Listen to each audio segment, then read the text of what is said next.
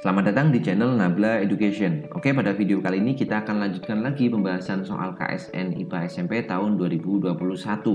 Nah, ini merupakan video bagian yang keempat.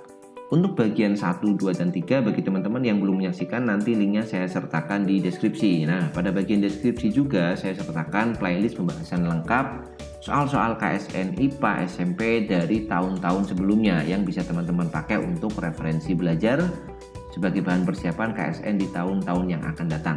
Oke, kita langsung masuk ke pembahasan videonya.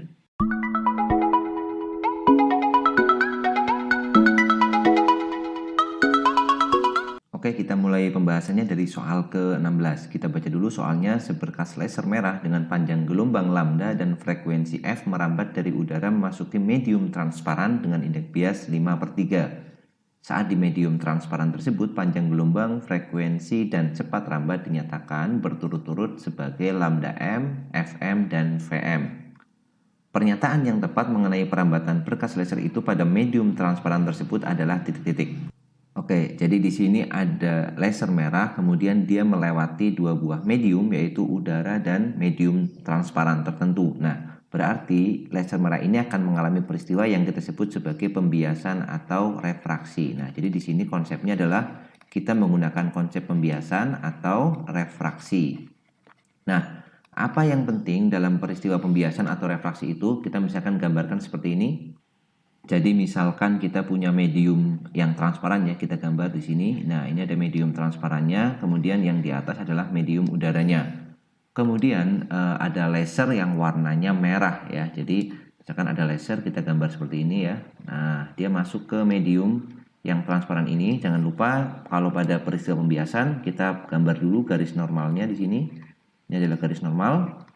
Nah, karena di sini udara, ya, udara itu punya indeks bias nilainya 1 ya, N-nya 1 dan ini mediumnya, N-nya adalah 5/3. 5/3 itu berarti 1, 2/3 lebih rapat berarti dia ya. Ini mediumnya lebih rapat. Nah, karena cahaya datang dari medium yang renggang ke medium yang lebih rapat, maka dia akan dibiaskan mendekati garis normal ya. Jadi semestinya dia akan lurus nih ke sana. Nah, tapi karena melewati medium yang berbeda kerapatannya dan dia masuk ke medium yang lebih rapat, dia akan dibiaskan mendekati garis normal. Nah, ini yang kita kenal atau kita sebut dengan sudut datang, yang ini adalah sudut biasnya R. Nah, apa yang perlu kita pahami di sini bahwa selama peristiwa pembiasan ini, ya ini saya gambar sesuai dengan warnanya, yang datang merah, yang ini juga merah, berarti selama peristiwa pembiasan frekuensi itu tidak berubah ya. Jadi frekuensinya itu tetap. Frekuensi tidak berubah selama peristiwa pembiasan. Nah, ini penting untuk teman-teman pahami. Selama peristiwa pembiasan. Peristiwa pembiasan. Maka dari sini aja kita sudah bisa mengeliminasi jawaban yang pasti salah ya. Di sini jelas salah nih karena frekuensinya harus sama. Nah, ini juga salah. Maka kemungkinan jawabannya kalau nggak B ya berarti tinggal D kan. Yang kedua, kalau dia memasuki medium yang lebih rapat, otomatis ya bisa dibayangkan kan, kalau memasuki medium yang lebih rapat, maka kecepatan cahayanya itu pasti akan berkurang. Jadi misalkan cahaya ini merambat di udara dengan kecepatan ini V kan sama dengan lambda kali F ya. Atau di sini biasa ditulis V-nya adalah C ya. C sama dengan lambda kali F. Ini kecepatan cahaya pada saat di udara, sedangkan pada saat di medium dia punya kecepatan Vm. Nah, kita sudah tahu tadi nilai V di medium itu pasti lebih kecil daripada V di udara. Berarti V di medium nilainya kurang dari lambda dikali frekuensi. Kita cari V di medium, nilainya kurang dari lambda kali frekuensi. Maka yang ini masih ada kemungkinan betul ya. Kemudian V, nah ini juga ada. Oke, dua-duanya masih bisa mungkin, betul ya. Vm kurang dari lambda F, Vm kurang dari lambda F untuk option B dan D. Berarti sekarang kita tinggal melihat lambdanya. Nah, perhatikan di sini karena nilai Vm itu kurang dari lambda kali F ya, sedangkan frekuensi tidak berubah, berarti Vm itu kan nilainya adalah lambda M dikali F. Kurang dari lambda dikali F. Nah, F-nya kan nggak berubah. Nah, berarti kita punya satu kesimpulan lagi bahwa lambda mediumnya, ini bukan lambda max ya, tapi lambda mediumnya nilainya pasti kurang dari lambda pada saat di udara. Maka yang betul adalah yang ini, yang Lambda M-nya kurang dari lambda. Maka jawabannya yang kita pilih adalah yang D. Seperti itu ya. Nah, itu penjelasan tentang peristiwa pembiasan atau refraksi pada soal ke-16 ini. Kita lanjut ke soal berikutnya. Soal nomor 17, permukaan raksa atau Hg dalam pipa kapiler berbentuk titik-titik. Oke ya, jadi di sini materinya kalau teman-teman pengen pelajari ada di subbab materi fluida statis di sini ya. Jadi fluida statis khususnya tentang meniskus. Statis dan kita pelajari tentang apa yang disebut sebagai meniskus. Jadi apa itu meniskus? Ya, meniskus itu adalah bentuk atau bentuk permukaan dari suatu zat cair yang dimasukkan ke dalam pipa kapiler. Nanti akan ada dua kemungkinan, yaitu meniskusnya berbentuk cembung dan meniskus berbentuk cekung. Nah, seperti ini. Kalau kita gambarkan untuk yang cembung itu, kalau kita punya pipa kapiler, ya, definisi pipa kapiler itu pipa yang ini tipis ya, kecil gitu, diameternya kecil sekali. Jadi kalau kita gambarkan meniskus cembung, maka permukaan cairannya itu berbentuk cembung kayak gini. Nah, bentuknya cembung ya. Jadi dia berbentuk cembung untuk permukaan cairannya. Sedangkan untuk meniskus cekung, itu permukaan cairannya bentuknya cekung. Nah, jadi seperti ini cekung. Nah, untuk beberapa zat ya, contohnya raksa, itu dia akan mengalami meniskus cembung kalau dimasukkan ke dalam pipa kapiler. Ini contohnya raksa nih, atau Hg ya. Kemudian kalau yang meniskus cekung itu contohnya air. Air itu kalau dimasukkan pipa kapiler itu bentuknya nanti akan cekung. Nah, berarti kita sudah bisa eliminasi dua jawaban ya. Ini sama ini jelas salah nih. Yang A dengan C jelas salah. Nah, sekarang apa penyebabnya raksa itu kalau dimasukkan ke pipa kapiler itu meniskusnya meniskus cembung. Nah, teman-teman di sini perlu pahami dua hal ya. Apa yang disebut dengan adesi, apa yang disebut dengan kohesi. Nah, pertama dulu adesi itu apa? Adesi itu adalah gaya tarik-menarik antara partikel yang berbeda jenis. Ini definisinya saya tulis poinnya aja ya. Jadi adesi itu adalah gaya tarik-menarik antara partikel atau molekul yang berbeda jenis. Sedangkan kohesi itu adalah gaya tarik-menarik antara partikel atau molekul yang sejenis. Jadi adesi itu berbeda, kalau kohesi itu sejenis. Nah, sekarang kita lihat bagian yang raksa, yang cembung ya. Jadi kalau kita zoom misalkan gambarnya kita buat besar seperti ini. Oke. Nah, ini permukaannya meniskusnya meniskus cembung nih. Ini raksa. Nah, seperti ini ya. Nah, ini misalkan raksanya seperti ini. Apa yang terjadi di sini? Raksa itu cenderung berkumpul di bagian tengah ini. Ya, berarti ini. Nah, raksanya cenderung berkumpul di sini nih. Artinya dia itu tarik-menarik antara raksa dengan raksanya itu kuat ya. Berarti di sini raksa tidak tertarik kuat ke dinding pipa, tetapi dia tertarik kuatnya ke bagian tengah yang isinya raksa. Maka otomatis bisa kita simpulkan bahwa kohesinya raksa itu lebih besar daripada adesinya dia dengan dinding pipa kapilernya. Jadi ini kohesinya lebih besar daripada adesi. Nah, itu penjelasannya ya. Sedangkan kalau misalkan cekung, kalau cekung itu berarti sebaliknya. Kalau kita perhatikan nih, yang meniskus cekung, misalkan kita gambar ulang di sini. Nah, cekung kayak gini. Air ini akan lebih tertarik ke bagian yang dinding sini. Nah, perhatikan teman-teman, dia lebih tertarik ke dinding yang sebelah sini. Artinya apa? Adesinya karena tarik-menarik antara dua molekul yang berbeda, yaitu molekul kaca dari pipa kapilernya dan air itu lebih gede. Maka untuk meniskus cekung itu alasannya adalah adesinya lebih besar daripada kohesi. Nah, berarti untuk soal yang ini karena yang dimasukkan adalah raksa, kita pilih option jawaban yang ini. Kohesinya lebih besar daripada adesi. Maka jawabannya adalah yang D ya, cembung karena adesi B maaf ya, cembung karena adesinya kurang dari kohesi atau kohesinya lebih besar daripada adesi. Ya, jawabannya yang B. Oke, itu soal yang ke-17. Kita lanjutkan ke soal yang 18.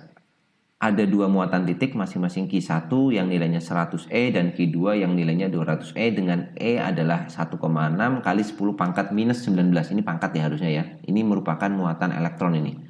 Ini muatan elektron. 1,6 kali 10 pangkat minus 19. Ini ada kesalahan pengetikan sedikit. 1,6 kali 10 pangkat minus 19 kolom. Muatan pertama berada pada jarak 4 mm dari muatan ketiga dan muatan kedua berada pada jarak 2 mm dari muatan ketiga. Perbandingan besar gaya listrik yang bekerja pada muatan pertama dan muatan Muatan pertama dan kedua akibat muatan ketiga adalah titik-titik. Oke, ini kita akan cari perbandingan gaya listrik ya, atau kita sebut dengan gaya kolom.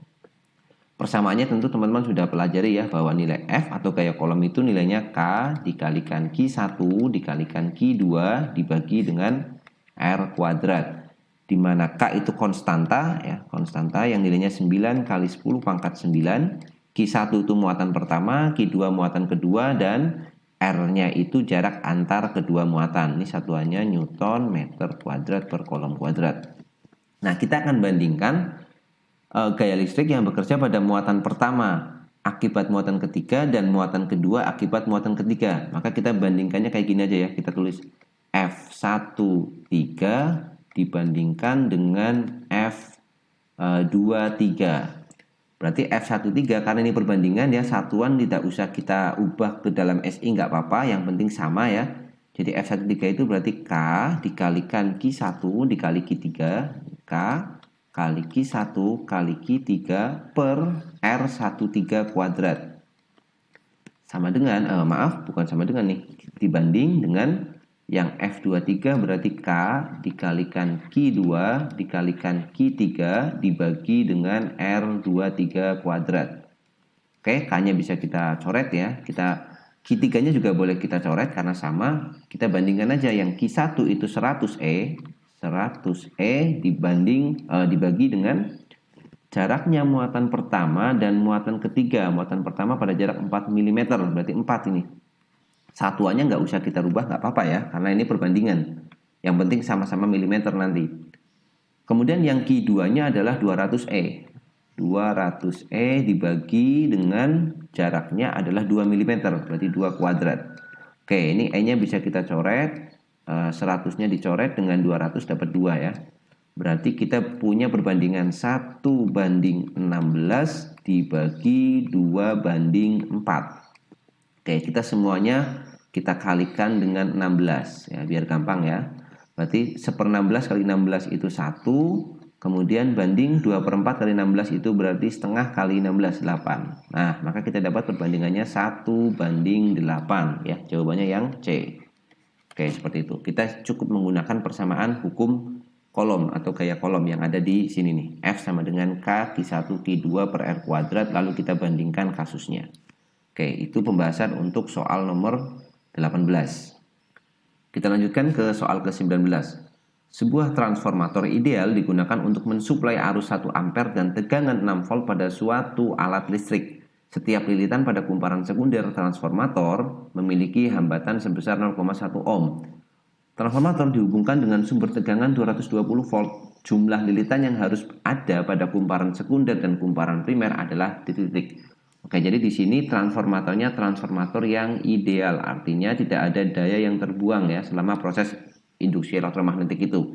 Maka kalau transformator ideal, kita bisa gunakan persamaan yang cukup dikenal ya. Jadi NP per NS, jumlah lilitan primer dibagi jumlah lilitan sekunder itu sama dengan tegangan primer dibagi tegangan sekunder sama dengan arus sekunder dibagi arus primer ya. I-nya terbalik di sini. Jadi NP per NS sama dengan VP per VS sama dengan IS per IP. Oke, kita gunakan ini aja. Di soal diketahui bahwa arus sekundernya ya, karena dia untuk mensuplai alat ini, berarti yang 1 ampere ini adalah arus sekunder 1 ampere.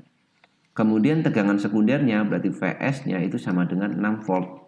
Kemudian trafo itu dihubungkan dengan sumber tegangan 220 volt. Berarti tegangan inputnya. Maka V primernya sama dengan 220 volt. Nah, kita diminta untuk mencari NP dan NS ya. Di mana diketahui bahwa lilitan kumparan itu punya hambatan 0,1 ohm setiap lilitannya. Jadi setiap lilitannya itu 0,1 ohm. Nah, dari mana kita mulainya? Kita mulai dari yang sekunder dulu nih. Ya, yang sekunder ini kita punya IS VS ya. Maka kita bisa mencari R sekundernya, hambatan sekundernya. Kita bisa gunakan hukum Ohm. Oke, kita tulis di sini untuk yang bagian sekunder. Berarti kita punya persamaan V sekunder sama dengan I kali R ya. I sekunder dikali R sekunder. V sekundernya itu 6. I sekundernya 1 dikali R sekundernya adalah kita cari dulu RS-nya. Berarti 6 sama dengan RS. Nah, berarti kita dapat nilai untuk R sekundernya itu sama dengan 6 ohm. Padahal kita tahu bahwa untuk hambatannya itu 0,1 ohm setiap lilitan. Nah, dia punya hambatannya 6 ohm. Berarti ada berapa lilitan? Ya, kita tinggal bagi aja berarti. Berarti N sekundernya itu sama dengan 6 ohm dibagi 0,1 ohm. Berarti sama dengan 6 dibagi 0,1. Maka ada 60 lilitan. Berarti untuk yang sekundernya ada 60 lilitan ya. Maaf, ini lilitan. Maka jawabannya yang mana? Sekundernya 60. Berarti ini jelas salah nih, yang A jelas salah. Nah, masih ada kemungkinan B, C, D ya. 60 semua soalnya nih. Ini 60, ini 60, ini juga 60. Maka kita harus cari yang primer. Kita gunakan persamaan trafo ideal ini. Jadi NP per NS kita pakai V aja ya. VP per VS. NP-nya kita cari, N sekundernya 60, VP-nya 220 dibagi V sekundernya 6. Oke, tinggal kita kalikan aja. Berarti ini kita coret boleh ya. 6 dengan 60 dapat 10. Berarti N primernya sama dengan 220 kali 10. Berarti 2200. 2200 lilitan. Nah, berarti jawabannya yang B ya. Karena 60 dan 2200. Nah, oke ya. Seperti itu untuk pembahasan soal ke-19 ini. Kita lanjut ke soal ke-20. Dua tongkat lurus sama panjang A dan B terbuat dari bahan yang sama. Beda temperatur kedua tongkat A adalah delta T dan beda temperatur kedua tongkat B adalah 2 delta T. Ini temperatur ya. Beda temperatur antara kedua tongkat B adalah 2 delta T. Ini temperatur. Kemudian luas penampang tongkat A setengah kali luas penampang tongkat B. Dalam 1 detik kalor sebanyak Q di tongkat A, maka dalam 2 detik mengalir kalor sebanyak titik-titik di tongkat B. Oke. Soal ini membicarakan atau berkaitan dengan peristiwa perambatan kalor yang kita sebut dengan konduksi ya. Jadi konduksi itu peristiwa perambatan kalor melalui zat padat di mana medium perantaranya itu tidak mengalami perpindahan. Jadi yang berpindah hanya energinya aja. Dalam konduksi ada yang dikenal dengan laju konduksi ya. Laju konduksi atau jumlah kalor yang mengalir tiap satuan waktu, yaitu nilainya Q per T ya, sama dengan itu K konduktivitas dikalikan A dikalikan delta T dibagi dengan L. Nah, ini persamaan untuk laju kalor pada konduksi. Nah, kita lihat aja di sini untuk tongkat A dulu ya. Untuk tongkat A berarti kita akan dapatkan ya Q per T-nya sama dengan K dikalikan A dikalikan delta T per L-nya pakai LA. Ini K-nya KA, A-nya AA dibagi dengan LA. Artinya dia miliknya A semua gitu. Ini delta TA. Kemudian untuk yang B berarti kita tinggal pakai aja. Untuk yang B berarti Q per T-nya. Q per T miliknya B. Ini kita harus kurung gini ya biar ada perbedaan. Ini miliknya A. Itu sama dengan KB dikali dengan AB dikali dengan delta TB dibagi dengan LB. Jadi kita tulis ulang aja, yang beda hanya indeksnya. Nah, kita bandingkan aja nih kedua nilai ini, kita bandingkan ya caranya ya. Kemudian kita lihat dua tongkat lurus sama panjang, berarti L-nya sama. Maka yang atas nih bisa dicoret nih, LA sama LB-nya sama ya. Karena perbandingan nilainya sama boleh dicoret. Kemudian terbuat dari bahan yang sama. Kalau bahan yang sama berarti konstanta konduktivitasnya sama. Nih nilai K di sini adalah konstanta konduktivitas, konstanta konduksi atau konduktivitas termalnya ya. Ini berkaitan dengan jenis bahannya. Jadi kalau jenis bahannya sama dia punya konstanta konduksi yang sama ya. Jadi K-nya boleh dicoret. Nah, yang membedakan adalah luas dan delta T-nya aja. Nah, sekarang kita bandingkan aja. Pada batang A itu nilai Q-nya adalah Q kalau waktunya 1. Berarti kita tulis lagi nih, Q-nya adalah Q dibagi dengan waktunya 1 itu sama dengan kita tahu luas A-nya di sini adalah luas penampang tongkat A setengah kali luas penampang tongkat B. Berarti ini setengah B, kita tulis setengah B dikali delta TA-nya itu delta T, ya kan? Delta TA-nya itu delta T, ya betul ya. Ini setengah AB, maaf. Jadi ini luasnya AA itu setengah AB. Kemudian kita bagi dengan yang bawah berarti QB Waktunya itu 2, karena di sini di soal langsung ditanyakan dalam 2 detik ya, berarti T-nya 2. Kalau di atas kan dalam 1 detik nih. Kalau A itu 1 detik, maka T-nya cukup 1, di bawah T-nya kita tulis 2. Sama dengan AB-nya kita tulis aja AB, ya, ingat yang LB sudah kita coret, K-nya sudah kita coret, AB delta T-nya adalah 2 delta T. Nah, kita tinggal coret-coret aja nih, ini coret, ini coret, ini coret, ini coret. Maka Q per 1 itu Q dibagi dengan QB per 2 sama dengan setengah, ya, kita tulis apa adanya dulu, setengah dibagi dengan 2 ya, biar nggak bingung. Kita kalikan, berarti 2Q itu sama dengan QB per 2 kali setengah, berarti QB per 4. QB dibagi dengan 4. Oke, QB per 4. Berarti kita dapat QB-nya kan, berarti QB sama dengan 4-nya pindah ke kiri, 8 Q. Nah, maka dalam 2 detik pada logam atau pada tongkat yang B akan mengalir kalor sebanyak 8 Q. Jawabannya yang D. Ya, oke ya. Kita sudah bahas 5 soal KSN IPA tahun 2021. Jadi totalnya di video keempat ini kita sudah membahas ada 20 soal KSN IPA bagian fisika ya tahun 2021 yang lalu.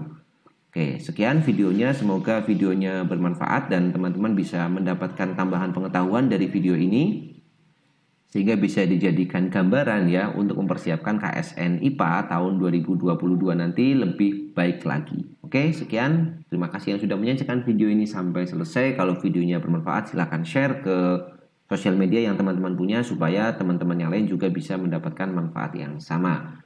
Kalau ada kesalahan dalam pembahasan video ini silahkan dikoreksi, teman-teman bisa tuliskan di kolom komentar.